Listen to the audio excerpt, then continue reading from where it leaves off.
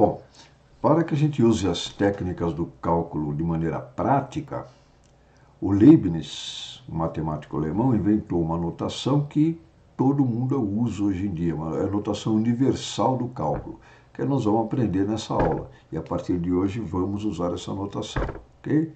Que é bastante prática. Então vamos começar com o problema das tangentes. Quando a gente traçou tangente a um ponto de uma curva, qual foi o procedimento? Primeira coisa, se você quer uma reta, você precisa de 2 pontos. Então tome 2 pontos e trace a reta secante, aquela reta que passa por esses 2 pontos. Em termos de equações, o que a gente pode escrever? A secante é uma reta, está aqui a equação dela, né? Este número A é a inclinação da secante. Como é que ele é calculado? Pela diferença dos valores dos x e dos y. Eu tenho 2 pontos, quando eu passo de um ponto para outro, veja quanto que mudou o x e veja quanto que mudou o y. E divida um pelo outro. Então esses deltas aqui são diferenças, né? Diferenças entre valores de y e valores de x. Como é que eu consigo a tangente? Eu vou aproximando um ponto do outro. Então, matematicamente, a gente escreve assim, ó. A equação da tangente, que também é uma reta, na forma reduzida, a inclinação é esse número A. Como é que eu calculo a inclinação dela? Eu vou pegando a secante e vou vendo qual é a inclinação da secante à medida que os pontos fiquem mais próximos, ou seja, à medida que esse ΔX vai tendendo a zero. É claro que quando o ΔX vai tendendo a zero, o ΔY também vai tendendo a zero. Os 2 pontos vão ficando cada vez mais próximos.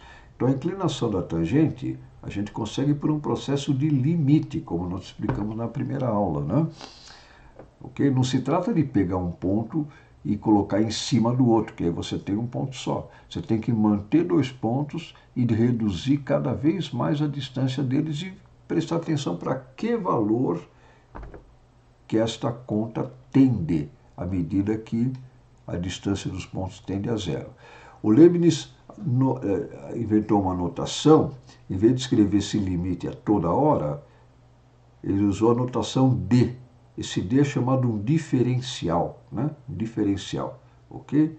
Então, quando eu escrever dy dx, eu já estou subentendendo que eu estou fazendo esse processo de limite. Ou seja, eu estou calculando as coisas já no limite em que ΔX tende a zero, ok? Então, deixando claro, delta é um símbolo que indica uma diferença.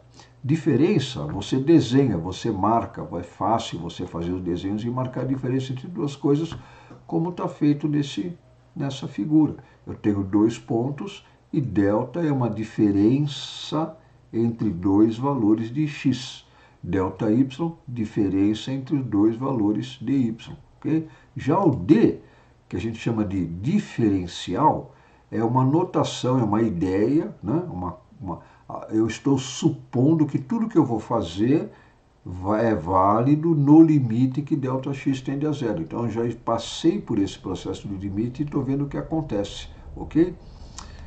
Deixando mais claro, ΔX, delta, é uma diferença entre 2 valores de x. dx já é uma diferença que tendeu a zero. A gente chama isso de um infinitesimal ou de um diferencial, ok?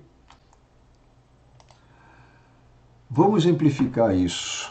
Para que a gente usa essas coisas na prática, né? Vamos supor que você está trabalhando sobre o gráfico dessa parábola y igual a x2, que nós usamos na primeira aula, né? É uma das curvas mais simples que a gente tem para exemplificar isso. E você quer trabalhar em torno deste ponto com x igual a 2. Então, eu quero tirar uma tangente ao gráfico dessa parábola por esse ponto que tem x igual a 2. Se o x é igual a 2, o y é 4, né? Porque o y é x quadrado, ok? Então, como é que funciona essa notação de diferencial? Ora, nós vimos que a derivada de y igual a x2 é 2x. É a regrinha de derivada de potência, né? A derivada dessa função é 2x. O que isso significa? Significa que quando x é 2, a derivada é 4, que é o valor da inclinação da tangente. Então, a inclinação da tangente para x igual a 2 será 4. Ok. Então eu escrevo da seguinte maneira, usando a notação de Leibniz. No ponto 2,4, o dy dx, leia-se, a derivada do y em relação a x, dá 4. Agora, o bacana dessa notação é que isto aqui funciona realmente como uma fração. Eu posso passar esse dx para o lado de lá e escrever que o dy é 4 vezes o dx.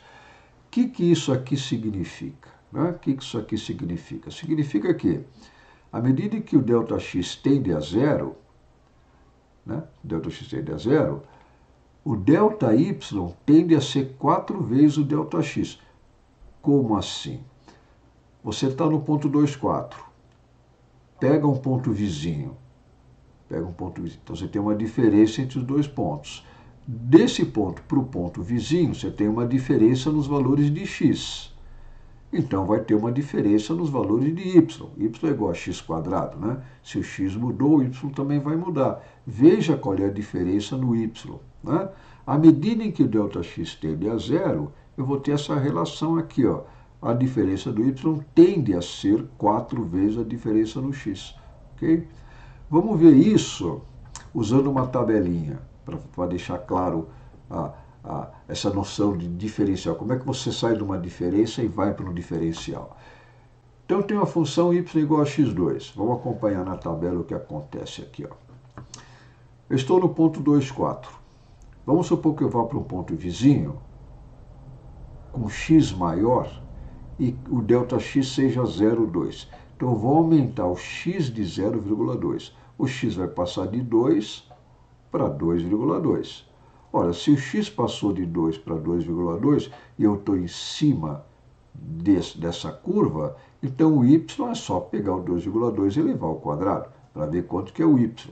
Então, se o x passar de 2 para 2,2, o y vai passar de 4 para 4,84, que é 2,2 ao quadrado.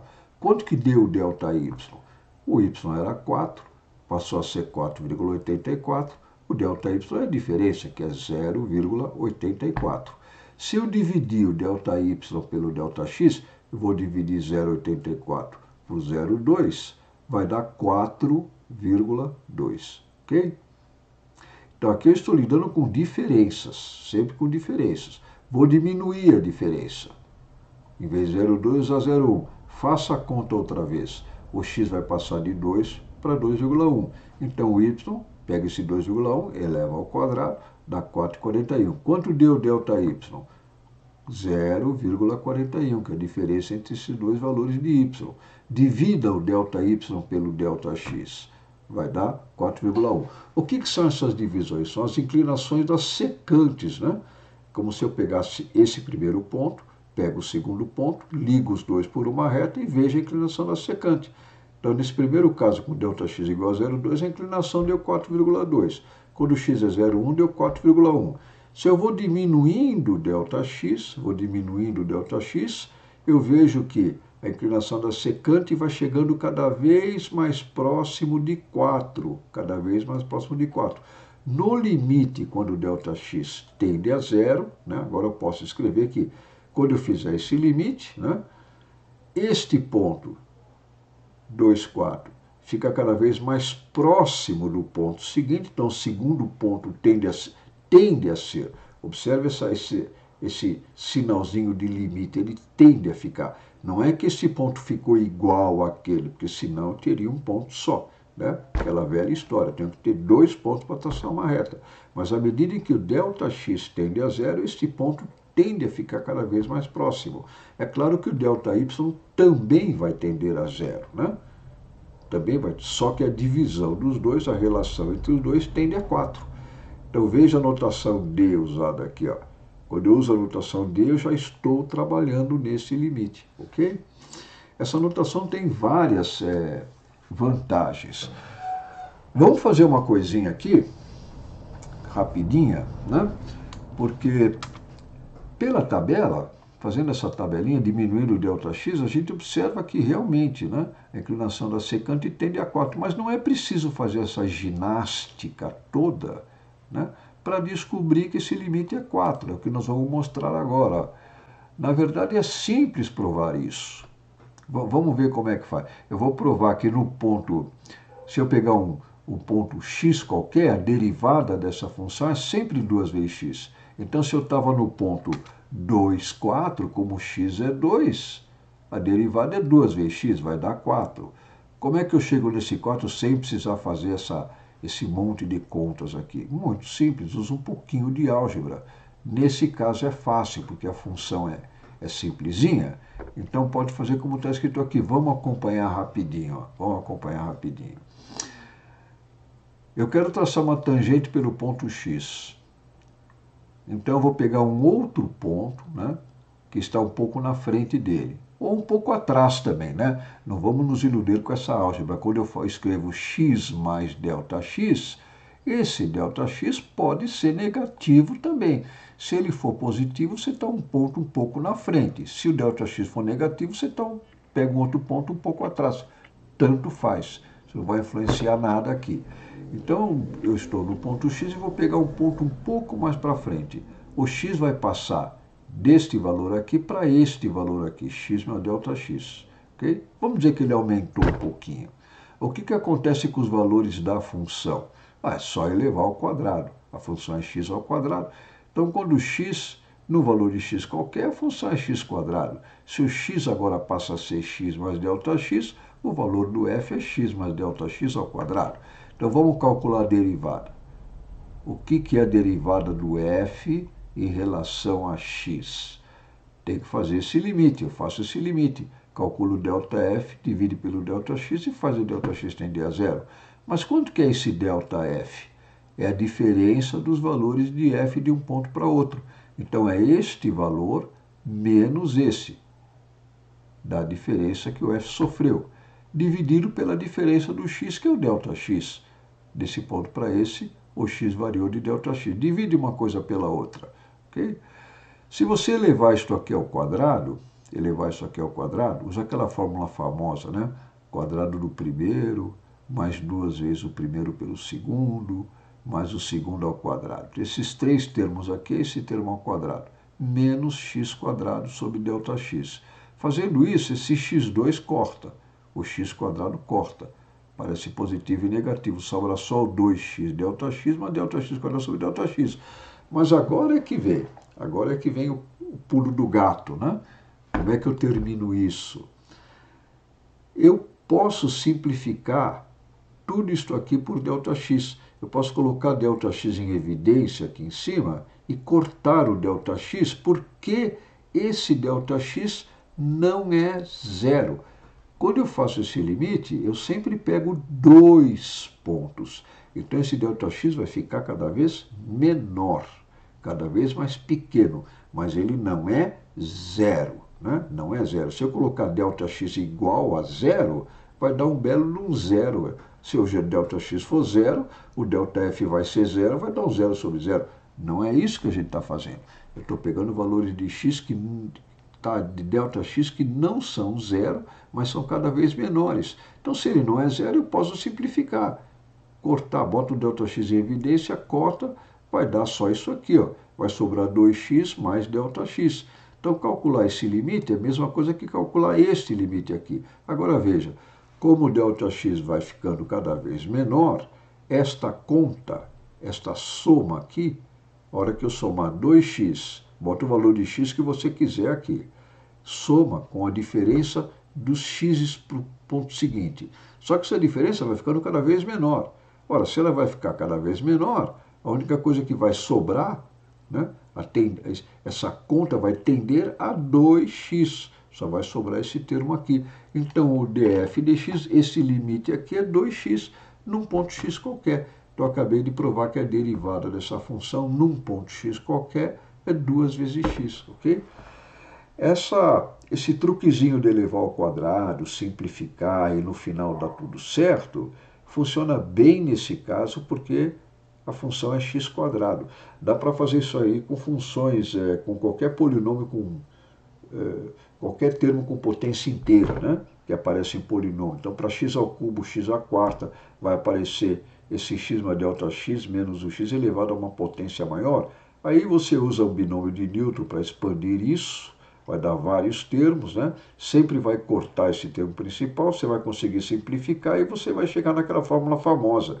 Se fosse x ao cubo, o resultado aqui seria 3x ao quadrado, a derivada. É aquela regrinha que a gente viu para potência. Então, no caso de potências inteiras, é fácil de calcular. Para funções mais malucas, mais gerais, né? Então, calcular esse limite pode não ser uma coisa fácil, né? Okay? Aí nós vamos voltar a esse assunto um pouco mais tarde. Okay?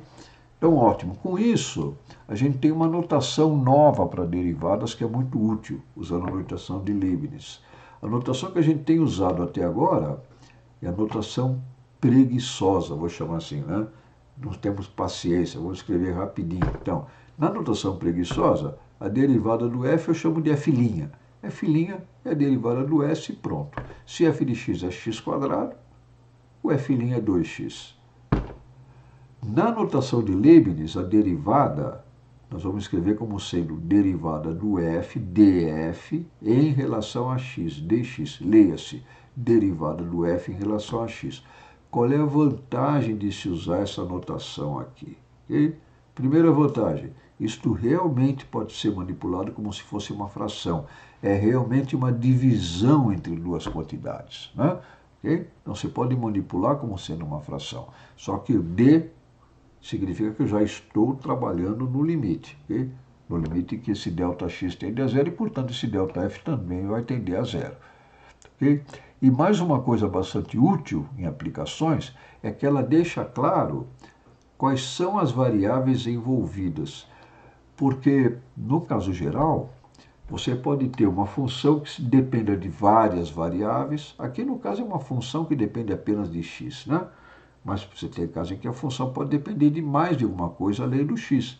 Então, você pode calcular a derivada da sua função em relação a outras coisas. E mais ainda, às vezes você tem uma cadeia de dependências. Por exemplo, imagina um sólido que você quer calcular o volume de um sólido, que depende de um comprimento qualquer, ok? Agora imagine que esse comprimento mude com o tempo.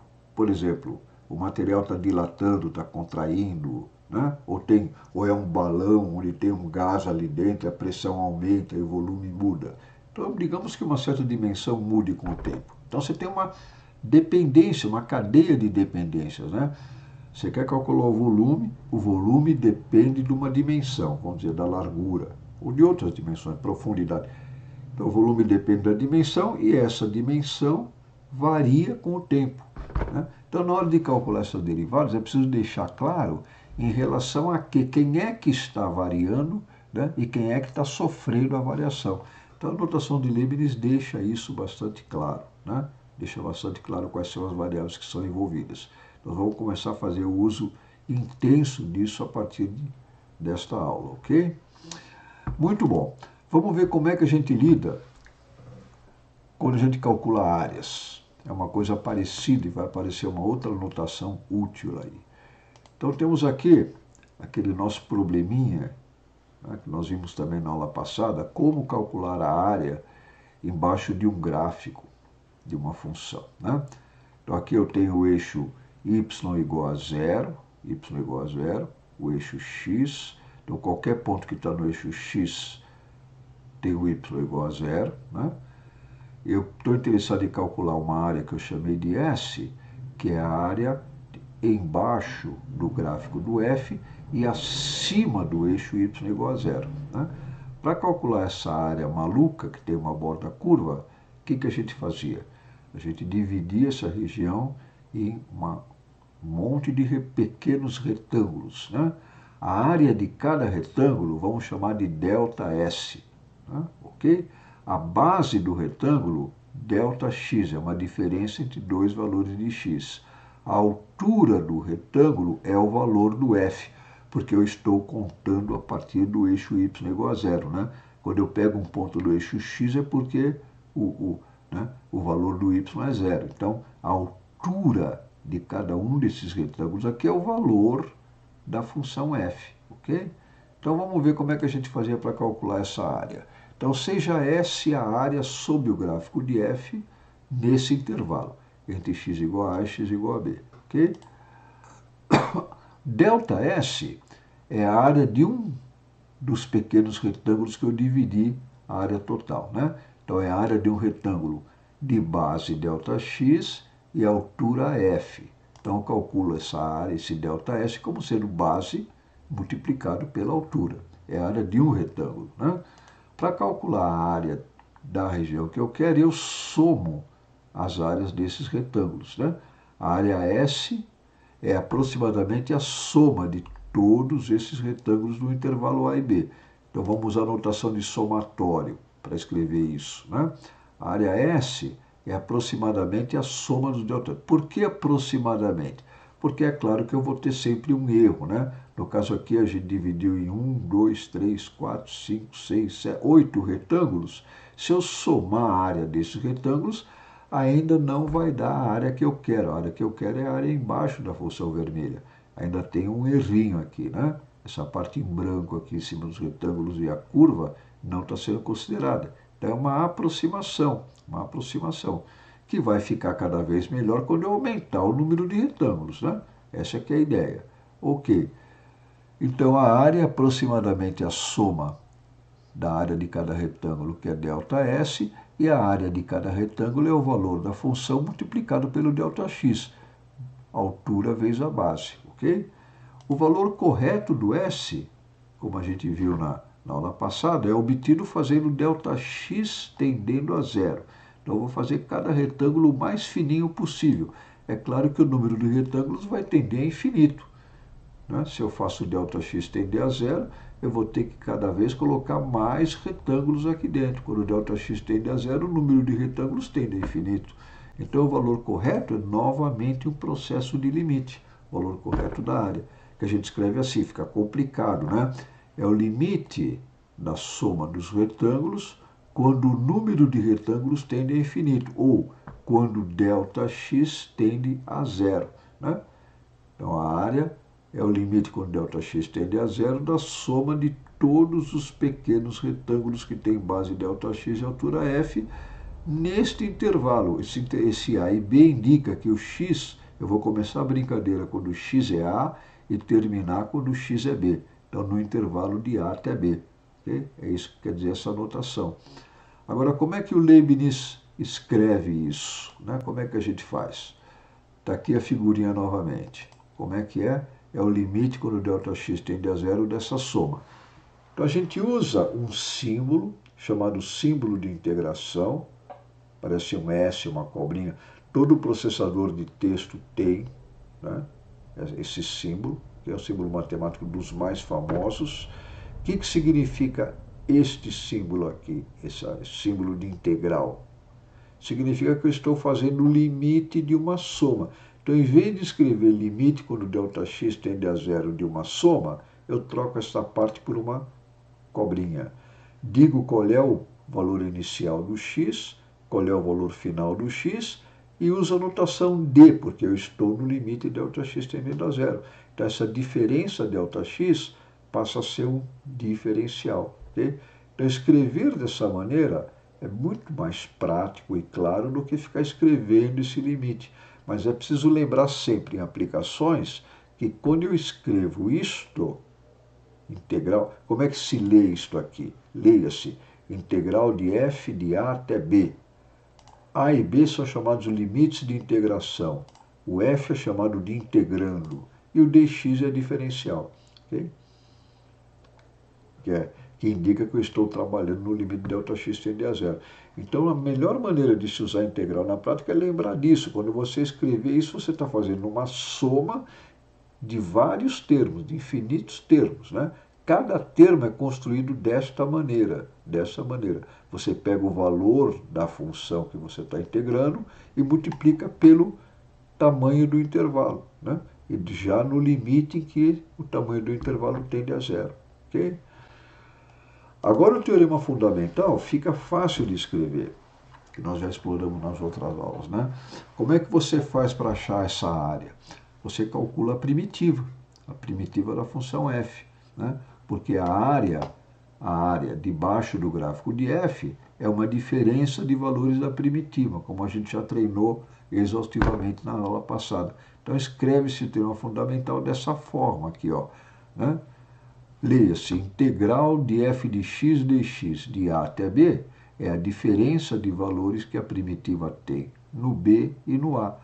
Okay? Então basta achar a primitiva do f, e se basta achar é que é o problema, né? Basta achar é complicado. Às vezes, nós vamos ver que às vezes nem dá para fazer isso de maneira...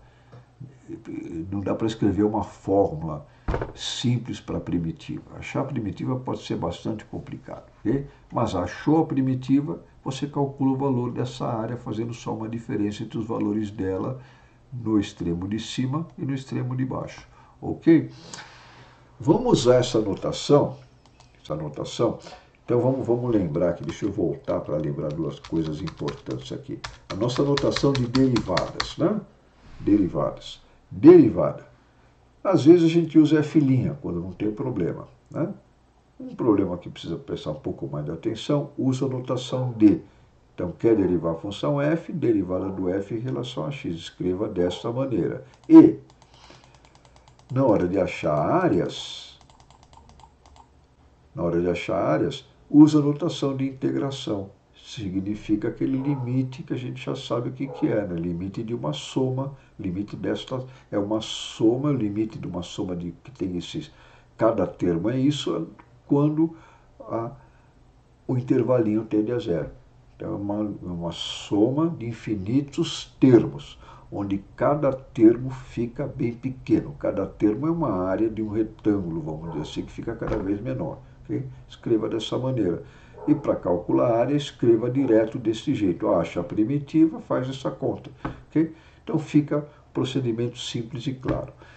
Vamos ver um exemplo, fazer um exercíciozinho rápido, usando uma função não muito complicada, mas também não muito simples. Então considere essa função aí, ó, é uma cúbica, polinômio de grau 3. O f de x é 2 menos 2x menos 3x3. Vamos achar uma tangente. Já sabemos fazer tudo isso, né? Só vamos fazer na notação de Leibniz, a notação que todo mundo usa, né? Que é mais prática. Vamos achar uma tangente por um certo ponto, vamos calcular uma área embaixo dela num certo intervalo, ok? E vamos lembrar como é que usa o GeoGebra, que é bastante interessante e instrutivo ver como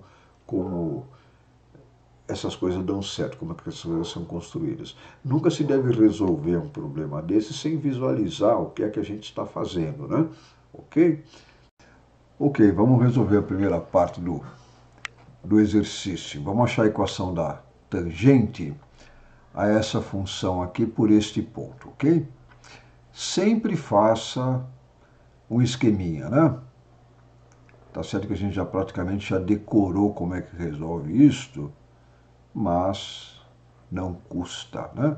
Eu tenho uma função f, eu vou pegar um ponto que tem x igual a 1 e y igual a menos 3. É bom conferir, né, se não tem nenhum erro aqui nesse enunciado. Será que esse ponto realmente pertence ao gráfico daquela função? Vamos verificar. Qual é o valor dessa função quando x é 1? É só substituir x igual a 1 ali, muito fácil. 2 menos 3, então dá menos 3. Confere, né? Então esse ponto realmente pertence ao gráfico da função. Por esse ponto ele pede para traçar uma reta tangente, vamos chamá-la de t, ok? Qual é a equação dessa reta? Bom, essa reta vai ter uma equação na forma reduzida da seguinte forma. É um número vezes x mais um outro número, onde esse a é a inclinação da tangente. Ora, a inclinação da tangente é o valor da derivada. A derivada da função f em relação a x, nesse caso não é pecado nenhum escrever f', né? É a notação preguiçosa da derivada. Basta derivar termo a termo, né? Lembrando aqui a regrinha. Derivada do 2 é 0. Derivada do menos 2x é menos 2. mais útil e instrutivo lembrar que esta parte aqui é linear, é uma reta. 2 menos 2x é linear, então a derivada é inclinação. A derivada dessa primeira parte tem que dar menos 2. Derivada do menos 3x ao cubo, menos 9x ao quadrado, como a gente já aprendeu a fazer, né? Ora, se a derivada é esta, para achar a inclinação da tangente, basta achar o valor da derivada no valor de x que me interessa, que é 1, né? X igual a 1, ok? A gente costuma escrever isto aqui, se você usar a notação de Leibniz, df de x, eu quero calcular essa derivada no valor, bota uma reta vertical e diz qual é o valor de x que você quer calcular. X igual a 1, ó, ok? Fica um pouquinho mais complicado de escrever a substituição das coisas assim, a gente usa essa reta vertical, ok? Nesse caso, eu podia usar f' de 1 sem nenhum problema. Bom, quando x é 1, quanto dá a derivada? Dá menos 2 menos 9, que é menos 11. Perfeito? Então, eu sei que a equação da tangente vai ser y igual, a inclinação é menos 11. Agora, olha, um truquezinho aqui. Eu ainda tenho que achar o valor do b, concorda? Qual é o valor desse b? Eu achei o a, que é menos 11. Qual é o valor do b? Em vez de me preocupar com isso, eu escrevo a equação desse jeito, ó. Veja se você pega o truque aqui, isso é útil para ganhar tempo. Y é igual a menos 11 vezes x, né? Em vez de multiplicar só pelo x, eu vou colocar x menos 1. Por quê? Porque se eu jogo x igual a 1, nesta parte aqui, ó, coloca x igual... Isso aqui dá zero. Mas eu não quero que o y dê zero, porque a tangente passa pelo ponto 1 menos 3. Quando x é 1, eu quero que o y dê menos 3. Então, quando x é 1, eu quero que o y dê menos 3. Basta acrescentar um menos 3 aqui. Acabou. Essa é a equação da tangente. Se você quiser tirar o parênteses, menos 11x mais 11 menos 3, que dá menos 11x mais 8. Então, a equação da tangente que ele pediu é y igual a menos 11x mais 8. Tranquilo? Ok. Vamos agora calcular uma área. Agora eu quero calcular uma área sob o gráfico dessa função acima do eixo y igual a zero. Aquela velha história, né? Precisa tomar cuidado a partir de onde você está contando a área, porque senão a coisa muda. Faça uma figurinha, não custa nada, né? Eu tenho uma função f e vou calcular uma área que vai... Ele está pedindo x de 0 a 1, né? Então, x começa com valor 0 e termina em 1. Eu quero esta área que está embaixo do gráfico contada a partir desse eixo. Esse x aqui está posicionado no y igual a 0, né? Porque assim a altura é o valor do f, correto? A altura é o valor do f. Muito bom. Como é que calcular essa área? Agora vamos usar a notação de Leibniz. É a integral de 0 a 1, são os extremos de integração. Quem é que você está integrando? Esta função aqui, 2 menos 2x menos 3x ao cubo. Diferencial, dx, que é a basezinha do retângulo, né? Então lembra, sempre que você escrever isso aqui, você está fazendo uma soma de infinitos termos. Cada termo é construído dessa maneira, base vezes altura, ok? E o limite dessa soma quando ΔX tende a zero. Muito bem, como é que calcula isso? Eu tenho que calcular a primitiva. A primitiva de f de x igual a 2 menos 2x menos 3x3 é... Pagar ali, deu um pequeno errinho lá. Menos 3x3 é... Vamos chamá-la de f grande. que é primitiva? É a função cuja derivada é aquela lá. Né? É derivar ao contrário.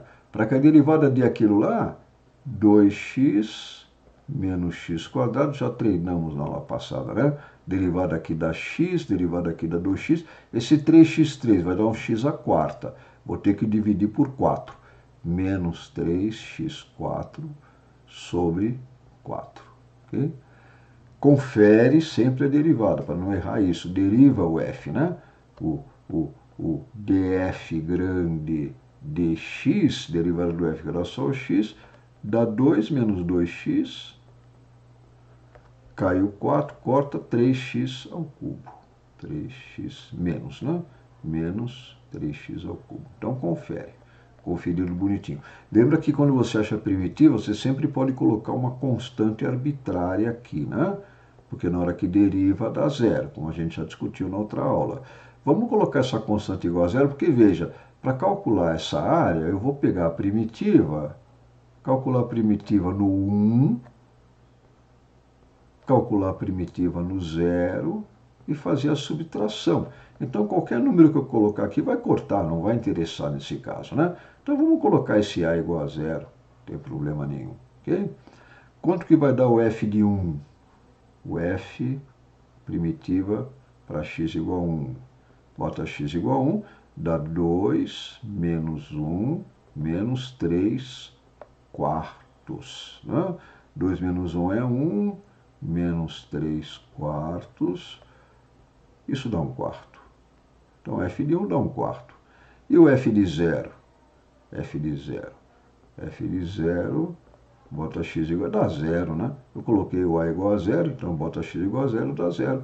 Então, o valor da área que eu estou calculando é o f de 1 menos o f de 0. É 1 quarto menos 0, que é 1 quarto. 1 quarto. Então, a área que ele pediu dá 1 quarto, que é 0,25. Ok? 0,25. Vamos ver no GeoGebra a ilustração desse probleminha e ver se nós acertamos os valores, né? Então, a área dá 0,25 e a tangente é menos 11x mais 8, correto? Então, fazendo isso no GeoGebra, tá aqui, ó. Eu já fiz isso, já está construído, só vou mostrar para você aqui, ok?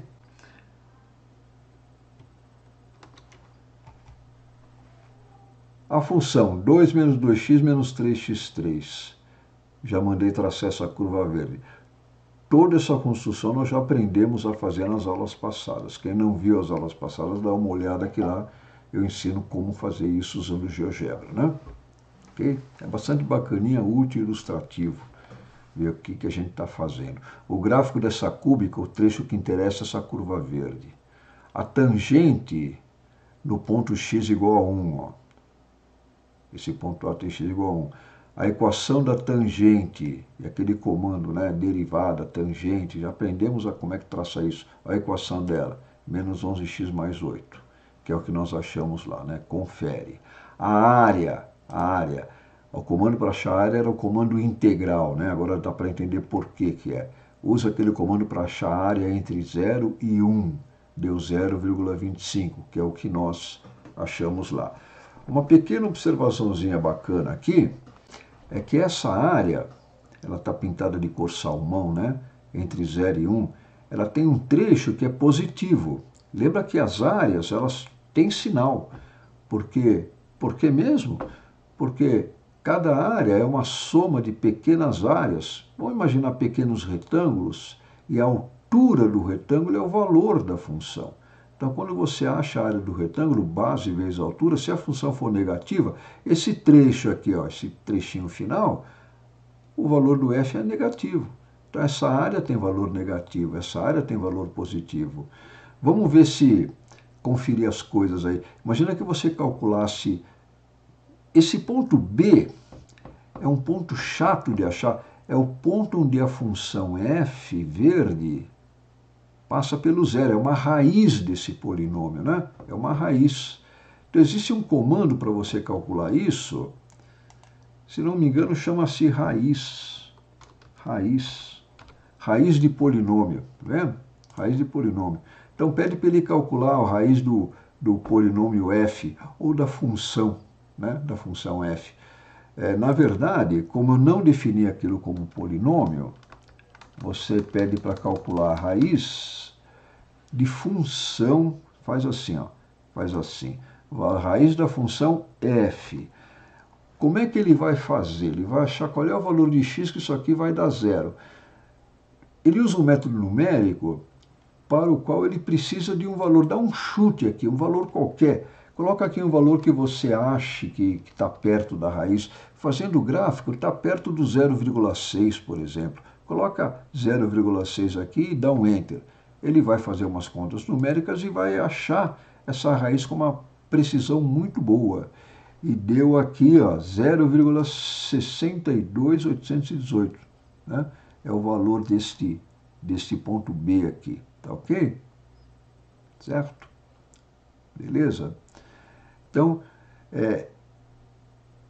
eu posso calcular agora a área, a parte positiva da área, é a área embaixo da função f de 0 até o x desse ponto B.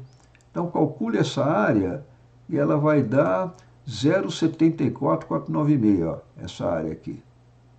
E a área seguinte, que é a área negativa, é o trechinho que vai só do b até o 1. É a integral da função f de 0,62818 até 1. Calcule-a, vai dar negativa. Né? É claro que, veja bem, a área total 0,25 que nós calculamos é a soma dessa área com essa. Né? É a soma dessa área com essa. Nota que a integral, quando você calcula a integral de um ponto até outro, você pode partir esse cálculo em dois. A integral de 0 a 1 é a soma da integral de 0 até esse valor de x de b, mais a integral desse valor até 1. Tá ok? Está escrito lá, a raiz da função está em 0,218. Então, a integral de 0 a 1 é a soma da integral de 0 até aquele valor, essa parte da positiva, mais a integral do 0,620 até 1, que é essa parte da negativa. A soma dessas duas dá exatamente essa, que é o que nós achamos lá no GeoGebra, né? Esta área somada com essa, com sinal, né? Da área total, ok? Já antecipando o que nós vamos ver para frente, é útil que essas áreas tenham sinal, porque imagina que isso signifique que você está enchendo uma caixa d'água, por exemplo. Essa curva aqui é uma curva de vazão de água. Quando a vazão é positiva, você está jogando água na caixa. Quando a vazão é negativa, você está tirando água da caixa. Né? Então, achar integral significa saber quanta água tem na caixa. Né? Quanta água você colocou. Então, nesse primeiro intervalo de 0 até 0,620, nesse primeiro intervalinho, você colocou tantos litros de água na caixa, ou tantos metros cúbicos na caixa. Daqui até aqui, você tirou tantos metros cúbicos. Qual é a água que sobrou na caixa? É o total, é a área total daqui até aqui, tá ok? Então é isso. Por enquanto é só. Vamos continuar com mais exercícios na aula que vem.